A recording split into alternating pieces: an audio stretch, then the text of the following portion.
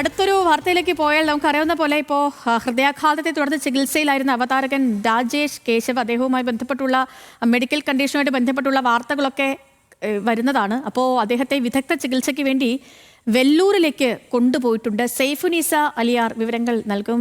സൈഫുനിസ, എന്താണ് വിവരങ്ങൾ? എങ്ങനെയാണ് ഇപ്പോൾ അദ്ദേഹത്തിൻ്റെ ആരോഗ്യാവസ്ഥ?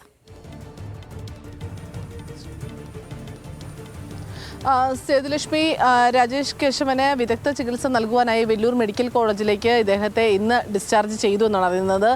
കൊച്ചിയിലെ ലേക്ക് ഷോർ ആശുപത്രിയിലായിരുന്നു ഇത്രയും ദിവസമായി രാജേഷ് കേശവൻ ചികിത്സയിലുണ്ടായിരുന്നത്. ന്യൂറോ സംബന്ധമായ റിഹാബിലിറ്റേഷനാണ് ഇനി ആവശ്യമായുള്ളത്. ഇതിനായാണ് വെല്ലൂരിലേക്ക് രാജേഷ് കേശവനെ മാറ്റിയത്.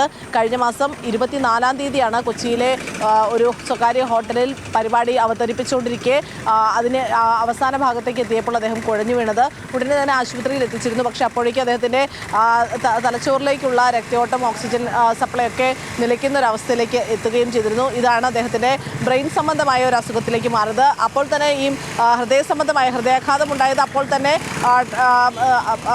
സർജറി ചെയ്ത് അപ്പോൾ തന്നെ അതും സംബന്ധിച്ച പ്രശ്നങ്ങളെല്ലാം മാറ്റിയിരുന്നു. പക്ഷേ ഈ ന്യൂറോ സംബന്ധമായി ഉണ്ടായ അസുഖമാണ് ഇപ്പോൾ അദ്ദേഹത്തിനുള്ളത്. കണ്ണുകൾ തുറക്കുന്നുണ്ട്, പക്ഷേ പറയുന്നതിനോടോ ചെയ്യുന്നതിനോടൊന്നും അദ്ദേഹം പ്രതികരിക്കുന്നില്ലാത്തൊരവസ്ഥയാണുള്ളത്. അതുകൊണ്ട് തന്നെ ഇനി അത് വേണ്ടത് ഒരു റിഹാബിലിറ്റേഷനാണ്. അതിനാണ് ഇപ്പോൾ വെല്ലൂരിലേക്ക് മാറ്റിയിരിക്കുന്നത്. ഓക്കെ സൈഫു, ശരി. എത്രയും വേഗം അദ്ദേഹം പൂർണ്ണ ആരോഗ്യവാനായി വീണ്ടും ജീവിതത്തിലേക്ക് മടങ്ങിയെത്തട്ടെ. ആ വാർത്ത എത്രയും വേഗം നമ്മളിലേക്ക് തേടിയെത്തട്ടെ.